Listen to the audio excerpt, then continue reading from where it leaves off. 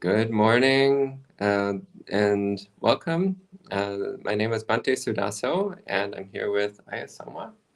And the topic for today is the discomfort of comfort. So we'll start with paying homage to the Buddha, and then we'll talk a bit about the topic. And as usual, you're welcome to ask questions at any time. You can type them into the comments window. And once we're done presenting the theme, then we'll respond to any questions if there are any. So we'll start with homage to the Buddha. Namo tassa bhagavato arahato samma sambuddhassa. Namo tassa bhagavato arahato samma sambuddhassa. Namo tassa bhagavato arahato samma sambuddhassa. Buddham dhammam sangham namasami.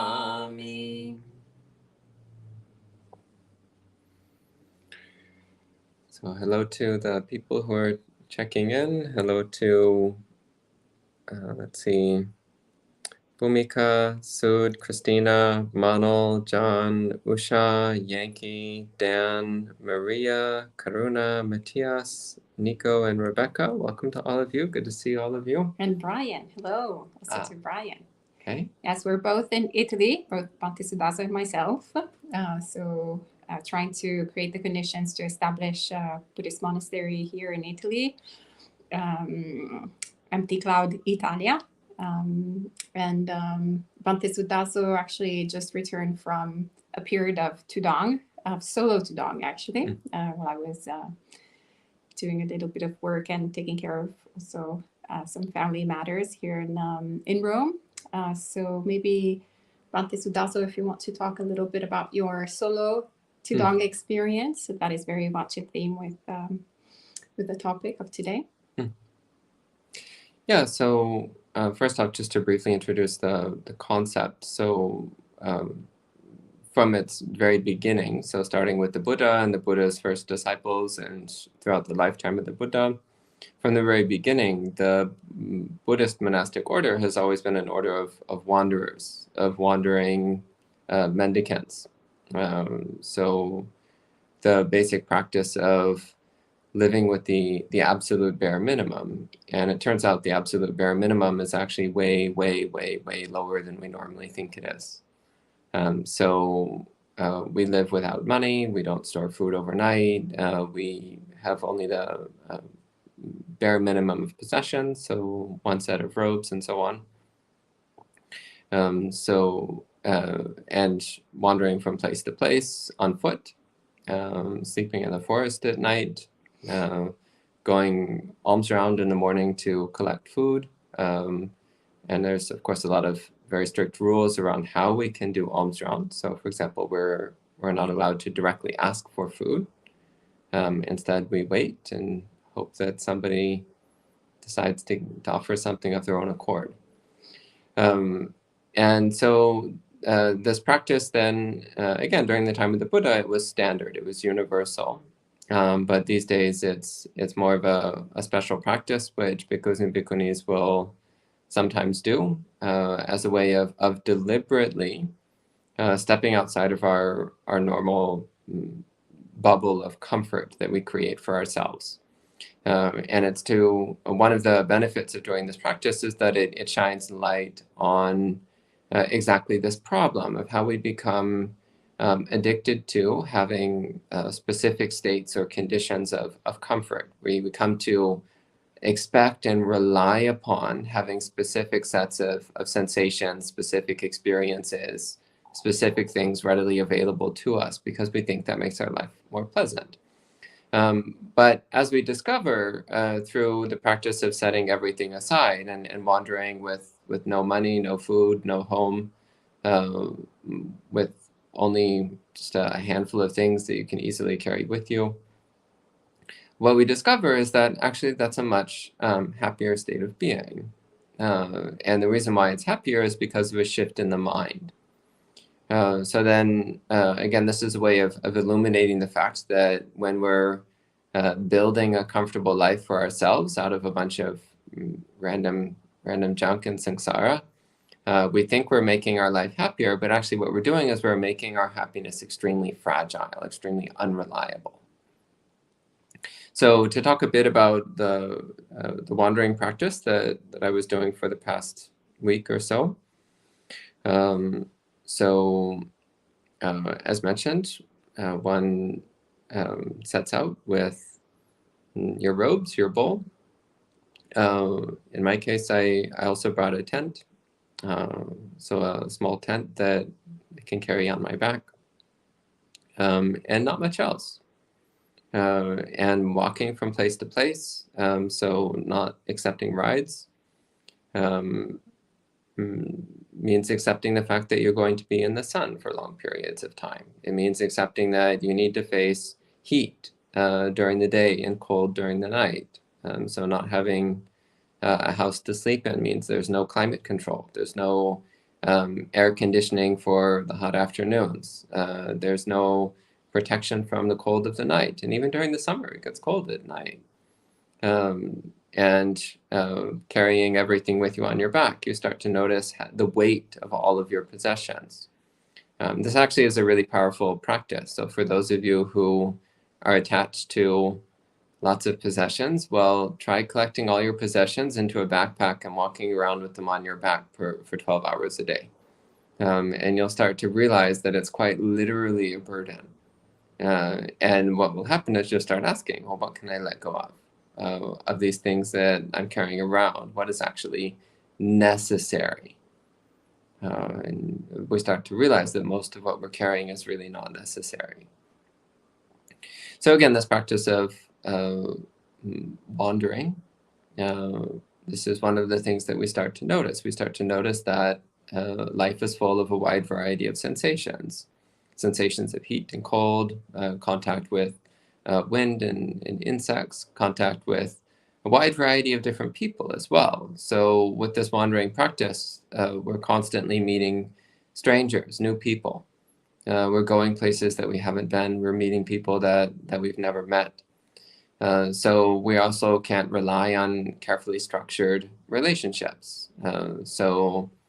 Often people carefully build a little bubble of friends who speak the way they like to be spoken to and act the way they like to be acted around and do the sorts of things that we find comfortable and that we appreciate. And again, this creates a fragility in our mind where we start to think, well, everyone should act like my friends, and people who don't act like my friends, well, there's something wrong with them.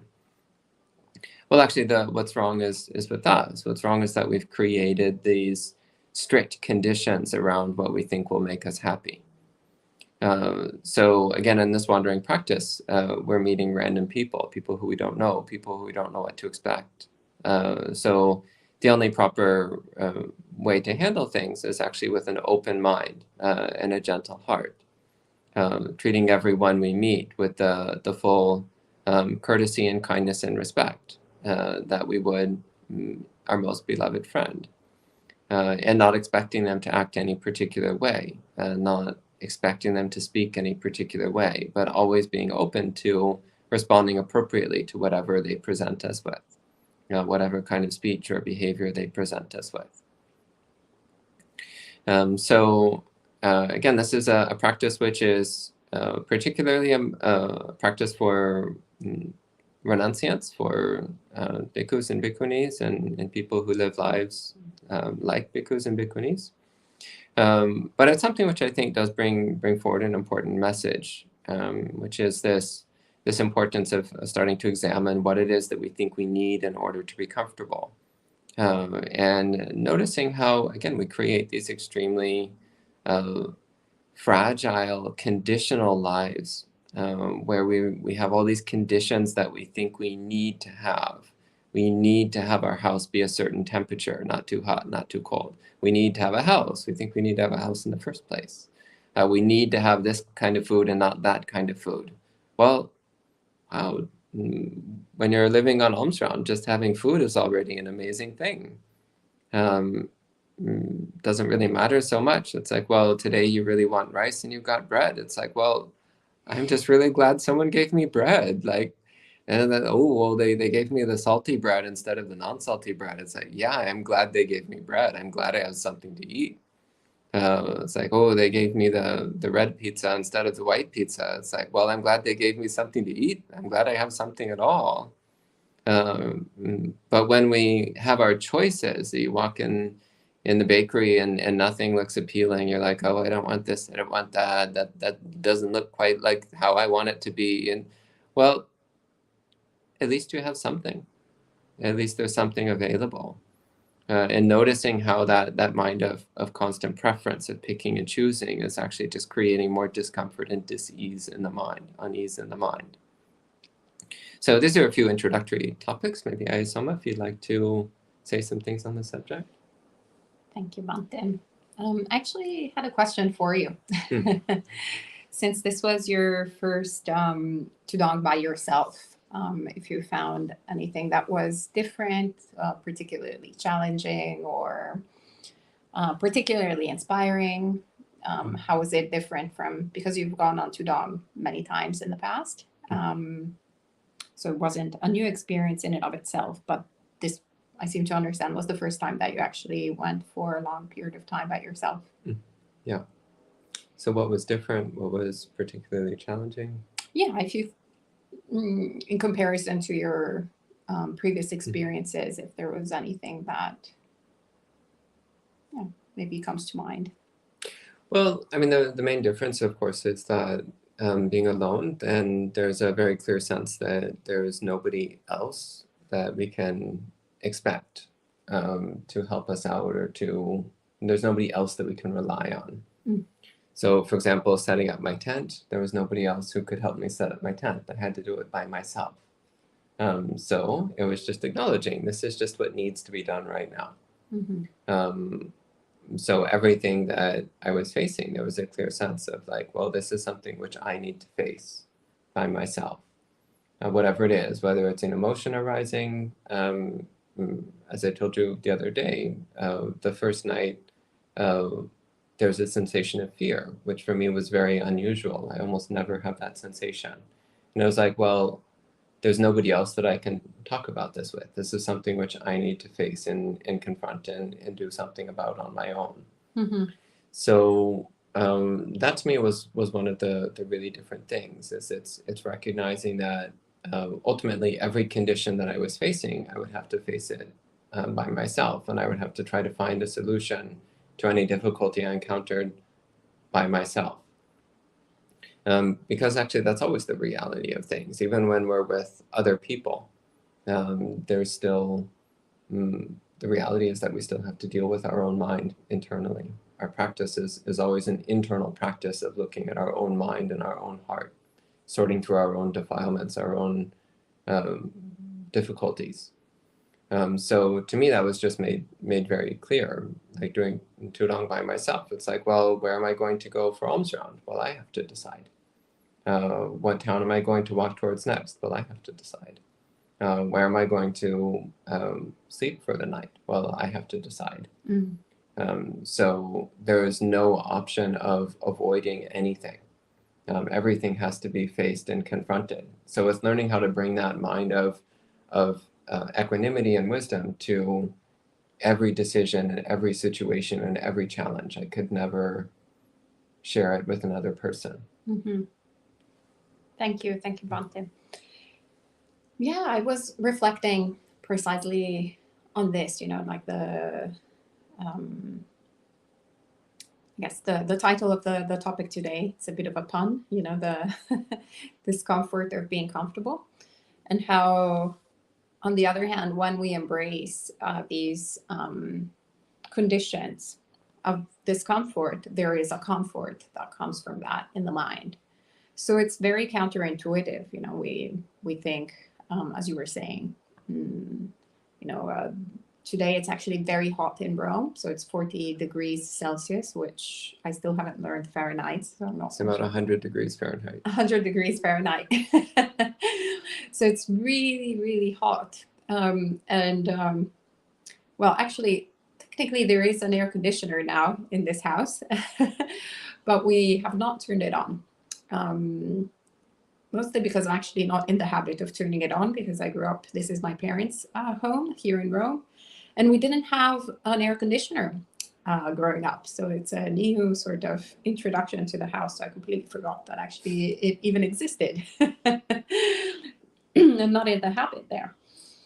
And so it's very interesting that the mind would naturally go to turning, right, the air conditioning on, and having that sense of like that, looking for that pleasant sensation that comes with a cooler temperature.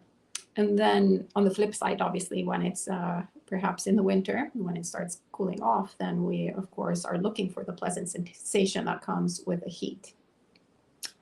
And so we tend to associate our happiness very much with looking for a relief from the unpleasant feeling, right? And really searching for the pleasant feeling to replace that pleasant feeling. But whenever we actually obtain that pleasant feeling, then it's not really fulfilling. It doesn't actually solve our quest. And then we're back to actually maybe our quest for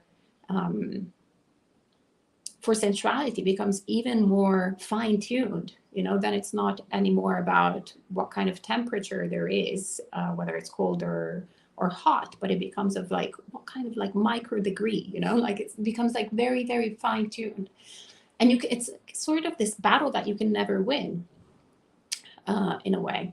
But when we actually kind of relinquish that sort of trying to control the outside environment, trying to control the temperature, so to speak, then we create the conditions that are, to a certain degree, uncomfortable, right? They are about experiencing unpleasant feelings, but they create the conditions to actually practice the Dhamma. So to practice the instructions to see the Dhamma has to come through suffering. There is no way to actually realize the Dhamma unless we are actually experiencing suffering. Paradoxically, right? That's like the first noble truth. You can't skip to the third without going, from the first and the second. And so when we see, for example, in the instructions of the Buddha talking about heat and cold, that there are actually some kind of like basic things, right? That he says that these asavas, these impulses, are to be transcended by endurance, right? So like whenever we have an experience of extreme heat, like today, or an extreme cold, when in New York City or in New Jersey, very cold it can get in the winter, right? We actually embrace that experience of that unpleasant feeling and endure it. Then we have the opportunity to transcend it.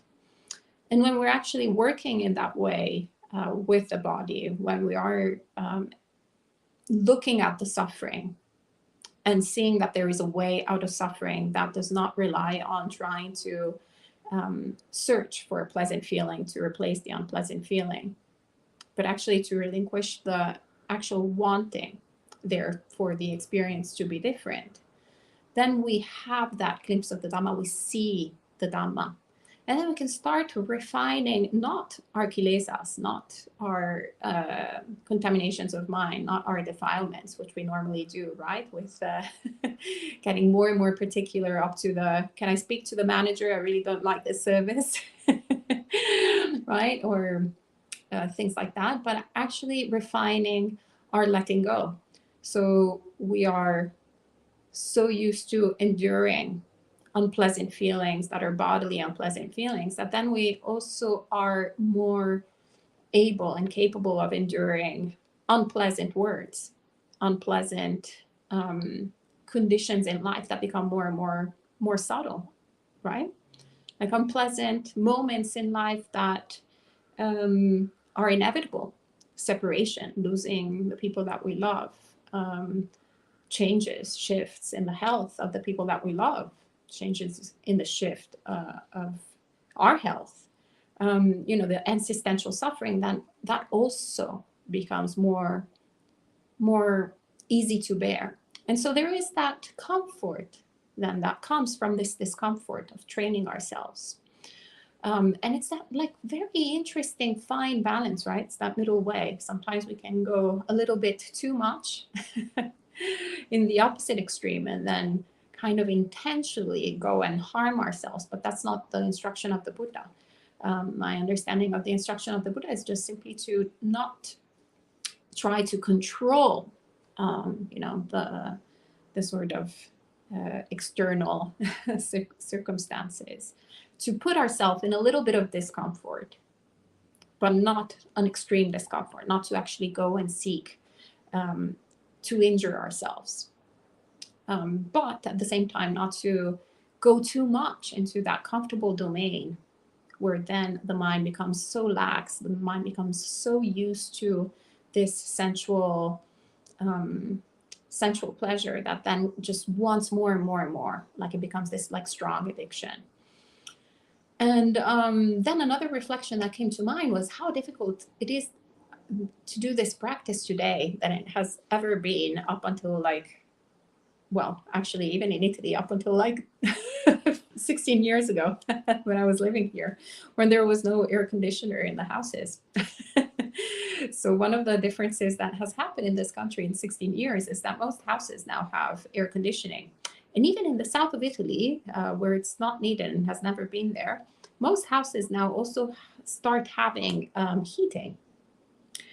And so it is interesting because we think of this as modernity, as progress, but actually it's so counter, it impedes us to really practice the Dhamma. It impedes us to actually endure. It impedes us to put ourselves in a condition which the majority of people already were before. So before I felt like, it was just a matter of actually having the instructions and following them and being capable of seeing this dukkha. But right now, we kind of have already the sort of more extreme sort of dukkha where all of our environments are so artificial. So most of the practice sometimes, especially when we go to Dong, actually, it has been for me to learn how not to be, so bourgeois in a way, right? To unlearn how to be a middle-class person, so to speak, with all the kind of little comforts that I grew up with, growing up in a city. And it's just really bizarre because I realized that not even my mom, because she grew up in a village, had to unlearn all these things. She already had an easier time, so to speak, if only she had found the Dhamma. So we're in a bit of a bizarre state of being today. And I kind of see also in Italy, there's a lot of talk about climate change and the problems with energy and, a lot of how are we going to produce more energy, et cetera. And then now people start having dryers, like in the United States, air conditioning. It's like this really bizarre where, we just not only have no opportunity to see the Dhamma, but actually we kind of create this parallel universe that is completely nonsensical. So anyway, these are few reflections of how all of this comfort also of modernity makes us really uncomfortable, and how if we can embrace a little bit of a discomfort of, just stopping the use of dryer, stopping the use of this air conditioning extravaganza. Actually, we have more opportunities to really practice the Dhamma. Okay, and maybe we can see. Yeah. It looks like there's a question here from Nikhil. Nikhil says, what are sensations and... Oops. I'm not used to doing this from a phone. Nikhil says, what are sensations and feelings correlates with emotional urge? Well, That's actually something for you to investigate, Nikhil. So when there's an emotion present, pay attention to it. Pay attention to the sensations and feelings that go together with it. How does your mind feel? How does your body feel? Is the experience pleasant or unpleasant, or some mixture of pleasant and unpleasant, or maybe neither one? Really become deeply familiar with it through direct observation, direct experience, and also identify, is there a wholesome urge or an unwholesome urge? Is the mind feeling strongly inclined to do good things or bad things? Is the mind inclined to build up tendencies of kindness and patience and peacefulness and tolerance, or is the mind inclining towards um, self-centeredness and greed and aversion and irritability and so on? So that's a whole domain of Buddhist practice, is learning how to be clearly aware and intimately familiar with um, the functioning of the mind, which includes the functioning of emotion. It includes the shifting and changing sensations and feelings that accompany emotion. And most importantly, being able to recognize the moral content of these experiences. What is wholesome and what is unwholesome? What is good and what is evil? What inspires us to do good things and what inspires us to do harmful things? And making a deliberate effort to cultivate the good and to diminish the harmful.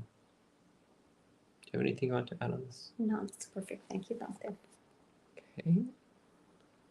And Mano says, so wonderful to see both of your smiles this day. It's good to see you online, Mano. And Mano says, my very first introduction to Buddhist teachings decades ago was through a set of books written by two monks who walked along the US Pacific coast. Believe that was Reverend Hengscher and another monk whose name I don't remember. Oh, oops.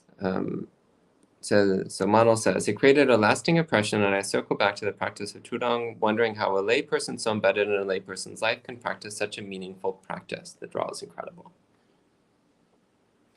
Yeah, so, I mean, of course, Tudong practice is fundamentally, it's a renunciant practice, and much of its power comes from the precepts that we follow.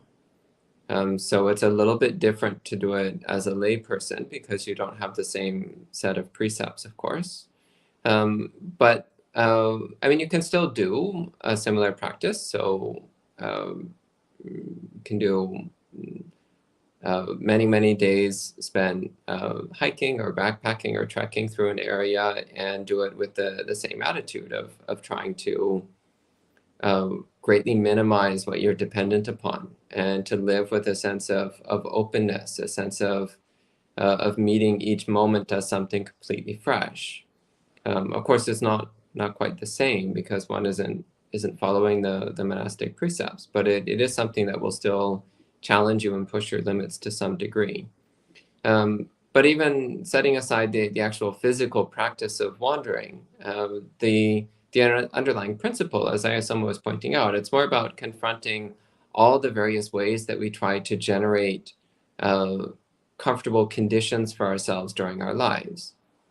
So through air conditioning, or through specific kinds of food, or through contact with specific kinds of people, or where we're always trying to generate a specific experience that matches our preferences. Well, instead, let's try to let go of the preferences. Rather than trying to construct an experience that is specifically tailored to our preferences, instead, let's let go of our preferences. And then you'll find that life becomes much easier. Do you want to address this?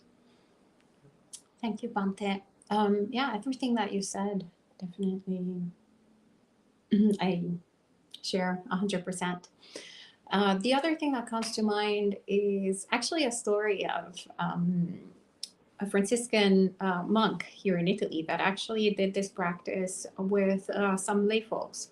So I met some lay folks who actually have done a bit of a wandering practice following this Franciscan monastic. And actually, this happened a few weeks ago. It occurred to me, this thought of like, Maybe in the future it would be really nice to allow for the conditions to happen for also like lay folks to come and practice with us for a period of time. Here in Italy, it's particularly conducive, but also in India, actually, where you're from originally, that would be also a place that is that has kind of like perfect conditions where people can walk. You can encounter folks on the street, and taking these kind of it's sort of like temporary ordination, temporary mendicancy rather than ordination, temporary mendicancy also for lay folks. And this lay friend, she's Catholic, she was sharing how profoundly transformative it had been for her to be basically a mendicant, relying on the generosity of others. It was a profound religious experience, she said as much. And I think the other really beautiful aspect of this wandering practice is really that we get to see the most beautiful side of humans, the side of generosity, of support, of care, that perfect strangers can have for one another. And this really gives you hope in humanity, and also gives hope in yourself. It gives hope like in this practice of Dhamma. And it's just so beautiful to see how Dana is, not predictable, but it is reliable. So there is such beautiful generosity and kindness in the world. And to rely entirely on that for even a period of time, I think even for lay people, it can be profoundly transformative. Also in terms of how one can shape one's life, confronting a lot of fears of thinking, okay, if I don't do these things, then I will be in a very bad situation. And one can start actually shifting that way of thinking and going, actually, I'm going to be all right, just as long as I practice in accordance with Dhamma, that I really have faith in the Dhamma. I really, just, bend my heart towards the Dhamma, then I'm going to be okay. Sadhu. Yeah. Actually, that's interesting. Temporary mendicancy. Let's talk about that. Yes, I hadn't told you about it yet, but it's one of my thoughts. Okay, and Social Robot says, how do I help support a friend who is suffering and making poor decisions about his life without feeling overwhelmed by his sadness or owning his choices? Do you want to answer this? Oh, go ahead. Okay, how do I support a friend who is suffering and making poor decisions about his life without feeling overwhelmed by his sadness or owning his choices? Yes, that's, one of the most challenging practices that we undertake with our practice of compassion, right, in Buddhism. So it's very human, very natural to, whenever we have an experience of compassion, to also have an experience of suffering, which is a little bit bizarre when we think about it in a rational way. Like if we step out of the situation for a second, we're like, okay, there's a lot of suffering in the world, so I see it. And now let me produce more suffering and put it up on this pile of suffering, right? It's a little bit bizarre. It's kind of like if we open a room and we see that it's all dirty, would we go like, wow, this room is really dirty. Let me get some more dust, produce it, and add it to the room. No. What you want to do for the bare minimum is to wish for that suffering to be to disappear, so for that person to be free from suffering. And so it's a practice of also combining wisdom to compassion when we actually don't do that adding upon, not getting drawn by that suffering. And so one very easy way, practical way to help support a friend who is suffering is actually listening to them without too many judgments and without too many ways of like, I'm going to fix you. Sometimes the majority of people actually just want someone to listen to them, especially in this day and age where everybody is so busy. It's very difficult to find someone who will listen to you. And as monastics, when we're out and about, we get so many folks that approach us, you know. Lately, we've been approached by many actually drug addicts, many alcoholics. And it's what really I found very interesting in those interactions is that all of those folks really were not interested in us solving their problems. They were not interested in coming to us and actually even necessarily learning the Dhamma in the sense of like, tell me something that will get me out of here. But it was more that they approached us because they kind of knew that we were somewhat kind of good people and somewhat, generous. And they just wanted to be seen and heard, essentially. We found this lady, encountered this lady in Milan that was going through so much suffering. We didn't have to say a word. We spent, I think, about an hour with her. It was raining, and we were looking for some shelter, and she was a homeless person. And at a certain point, there were a bunch of different places where she could have found shelter. And as soon as she saw us, she was like, I'm going for them. And so she spoke to us for like just nonstop for an hour. Didn't even ask a question. There was nothing. But she was so full of gratitude when we parted ways afterwards. She was so grateful. And it was such a teaching experience for me as well. Like it was like, wow.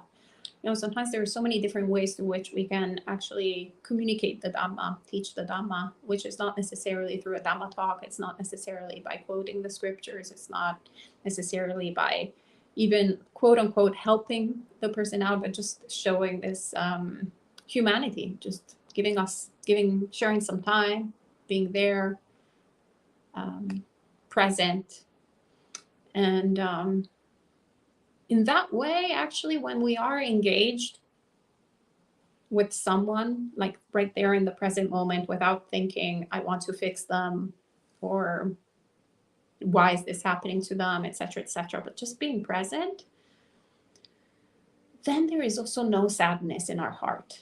We kind of have that ability of just going, yeah, well, this is the nature of samsara. This person is going through a lot of suffering, and I'm just here for them. If they're going to ask me for my advice, if they're going to ask me for some questions, then I'll try my best to answer them.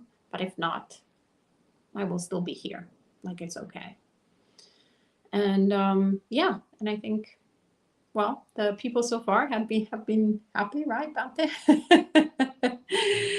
So this is what comes to mind for social robot. Okay. And let's see.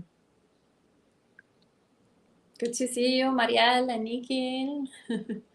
And Nikhil says, Nikhil, if you could write that in Roman letters, please, and that will make it easier for us to reply. That's Tibetan, right? It looks like Devanagari. So Devanagari, okay. Yeah, but I don't know how to read those letters. We have a very tiny screen also. Yeah, so if you can write it in Roman letters, that will be much easier. So Nico says, how did the people you encountered, gave food, etc., react to you during the Tudong? Did they understand wandering?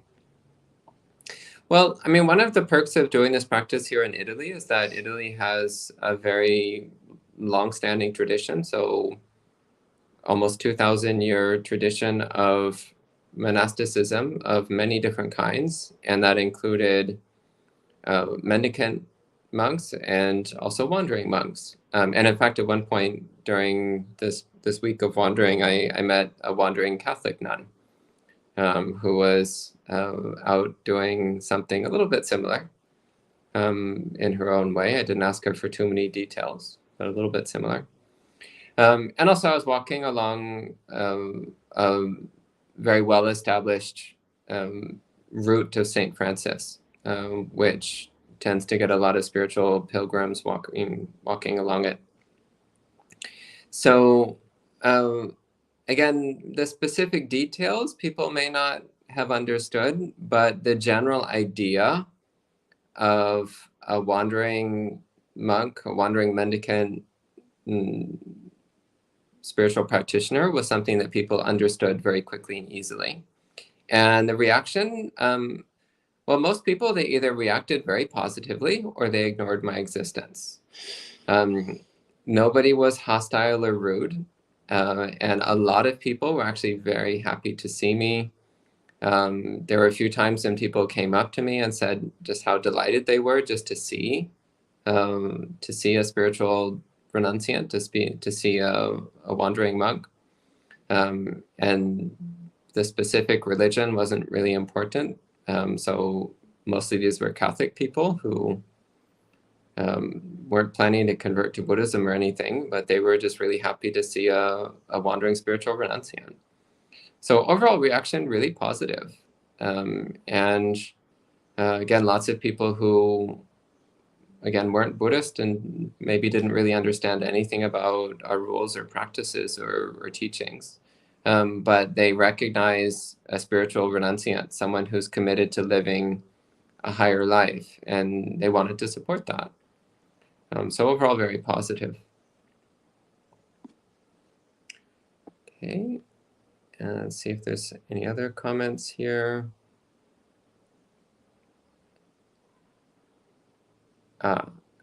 So this one says, Patia Samuppada is probably what you mean.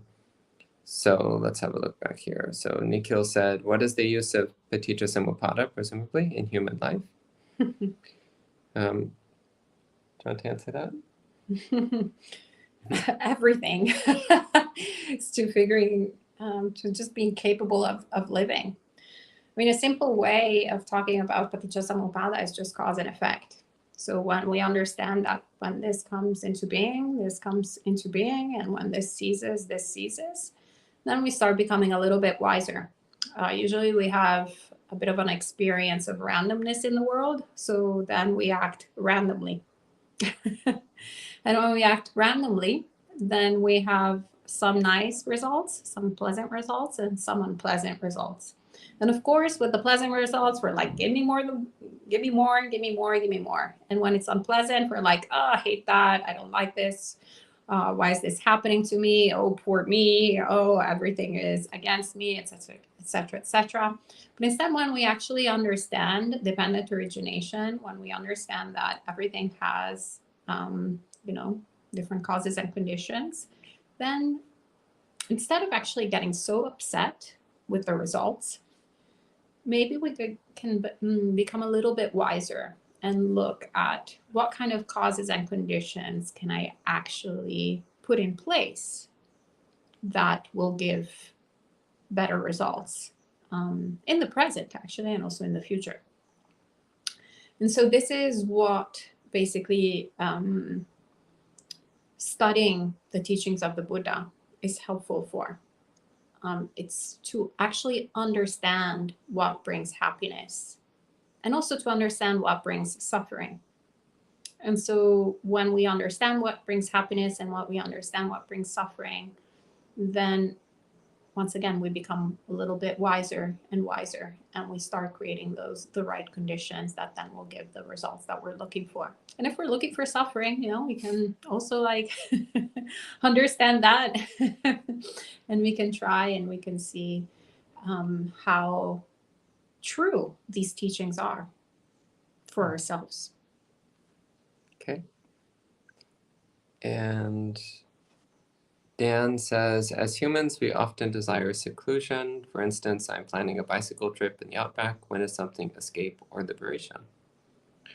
Well, I mean, the Buddha spoke a lot in praise of seclusion, the value of seclusion. And he also spoke of the value of having good spiritual friends, of the importance of surrounding ourselves with wholesome people who encourage our good sides, who encourage us to uphold good values. So look at your own motivations. Why do you want to do what you're doing? Examine your own motivations and make sure that they're wholesome, that you're trying to seek conditions that are supportive to the training of the mind. So again, time in solitude and seclusion, why is it useful? Why is it good? Well, one reason why it's good is because that gives us the opportunity to really clearly see our own mind without being distracted by external things. It also gives us the opportunity to cultivate a deep meditation practice. It gives us the opportunity to put down our external involvements and engagements and let the mind become very settled and clear and alert and focused. So if that's your purpose for seclusion, then that's good. On the other hand, if you're just like, ugh, I hate dealing with all this stuff, well, that's not such a wholesome state of mind. And again, looking at the people that you're surrounding yourself with in your life. Are these people that are supporting you in your spiritual practice, or are they people that are maybe presenting you with unwholesome influences? So sometimes it's not necessarily that we need to escape the people in our life, but rather that we need to consider if maybe we need to make some changes with our circle of friends. Start spending more time with people that encourage our goodness and less time with people that encourage the opposite.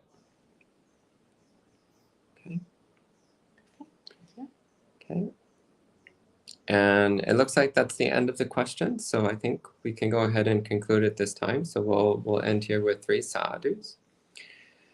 Sadhu, sadhu, sadhu. And we'll see you all next time.